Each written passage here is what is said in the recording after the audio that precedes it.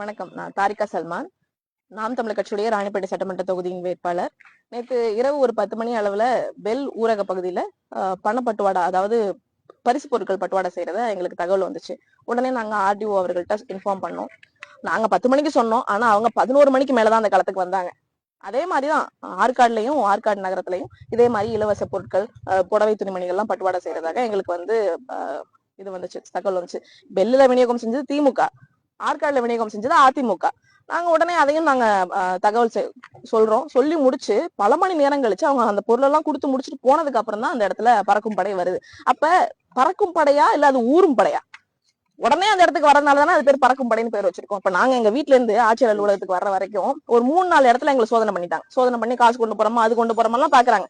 ஆனா இவங்க நம்மள சோதனை பண்ணிட்டு இருக்க இந்த நேரத்துல அங்க அமோகமா பணப்பட்டுவாடாவும் பரிசு பொருட்கள் பட்டுவாடாவும் நடந்துகிட்டு இருக்கு. அப்ப இது என்ன விதமான அரசியல்? இது என்ன விதமான இவங்களோட நோக்கம் என்ன?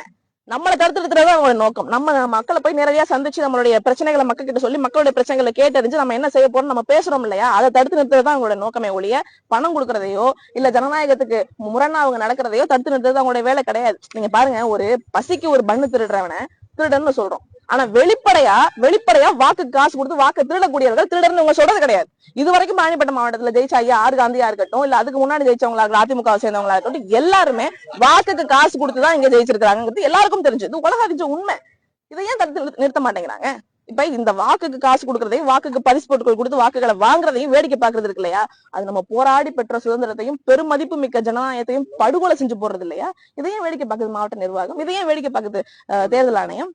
ஏன் இதுக்கு நடவடிக்கை எடுக்கிறது இல்ல? நாங்க எதைத்தான் திரும்ப திரும்ப கேட்கிறோம். அப்ப நாம் தமிழர் கட்சி பிள்ளைகள் நாங்கள் என்ன செய்யறோம்? எங்க ரத்தத்தை சிந்தி, எங்க வேர்வையை சிந்தி, நாங்க ஒரு பேம்பிள் அடிக்கிறதுக்கு கஷ்டப்பட்டு, ஒரு பேனர் வைக்கிறதுக்கு, ஒரு பதாக வைக்கிறதுக்கு கஷ்டப்பட்டு இந்த எளிய மக்களின் புரட்சியாக இந்த அரசியல் நாங்க முன்னெடுத்து கொண்டு போயிட்டு இருக்கோம். அப்ப எங்களுடைய கனவுல மண்ணலி போடுற மாதிரி இல்லையா இது?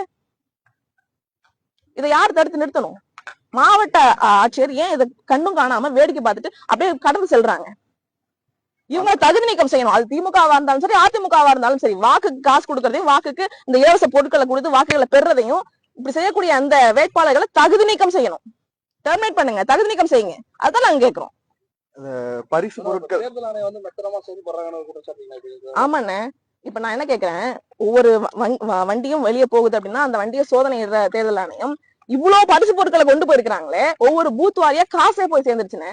ஒவ்வொரு பூத் வாரியா இந்த பூத்துல இருக்கக்கூடிய மக்களுக்கு, வாக்காளர்களுக்கு காசு கொடுக்கணும், எவ்வளவு காசு கொடுக்கணுங்கிறத கணக்கு செஞ்சு அந்த காசே போய் சேர்ந்துருச்சு. இதை ஏன் இவங்க கண்டுக்கல? பறிமுதல் செஞ்சிருக்கிறது உண்மையா பொய்யா? அந்த புகைப்படம் எத்தனை நீங்க பாத்துருப்பீங்க, செய்திகள்ல வந்துச்சு. உண்மையா பொய்யா? அவ்வளவு பொருட்கள் பறிமுதல் செஞ்சிருக்காங்கல்ல, இது இங்க இருந்து கடத்தும் போது நீங்க எப்படி கடத்தப்பட்டுச்சு, எப்படி நீங்க வேடிக்கை பாத்தீங்க? அடையாளம் காட்டல. வாக்காளர் பட்டியலும் பறிமுதல் செய்யப்பட்டிருக்கு.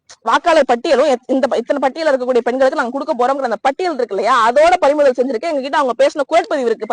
பட்டியல் வந்துச்சு சார், லிஸ்ட், ஓட்டர்ஸ் லிஸ்டோட நாங்க பறிமுதல் செஞ்சிருக்கோம் அவங்க சொல்றாங்க. ஆனா அந்த ஓட்டர்ஸ் லிஸ்ட் எங்க கணக்கு காமிக்கல. ஏன் காமிக்கல? அதே மாதிரி அதிமுக திமுக வேட்பாளர் ஒண்ணு அறிவிக்கப்படல. அப்படி இருக்கும்போது யார் மேல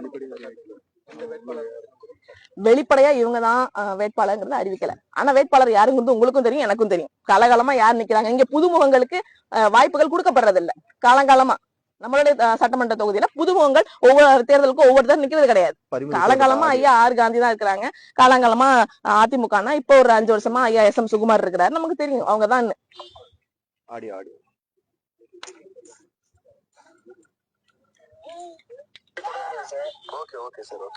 அது பிளஸ் அது இல்லாம அவர் உள்ள பாக்கும்போது அந்த லிஸ்ட் யார் யார் கொடுத்தன்ற மாதிரி லிஸ்ட் ஒண்ணு கேப்சர் பண்ணா சார். ஓகே, யார் கவுன்சிலர் வீட்லயா? கவுன்சிலர் வீட்ல ஏகப்பட்டதா இருந்துச்சு. அவங்க ரொம்ப நேரம் இதுல தரகல லிஸ்ட் இருக்குன்னு தான் சொல்றாரு இல்லையா? பிரஸுக்கு கொடுக்கல லிஸ்ட். அப்ப எத்தனை பொருட்கள் பறிமுதல் செஞ்சிருக்கிறோம், என்னென்ன செஞ்சிருக்கிறோம் காப்பாத்துறீங்க? தேர்தல் பிரச்சாரம் எப்ப தொடங்க போறீங்க? நாங்க தொடங்கி அமோகமா நடந்துகிட்டு இருக்கோம்ல, உங்களுக்கே தெரியும். எல்லா அரசியல் கட்சிகளும் தேர்தல் நெருக்கத்துலதான் இந்த மாதிரி கவர்ச்சியான திட்டங்கள், காசு அதெல்லாம் கொண்டுகிட்டு மக்களை சந்திக்க வருவாங்க.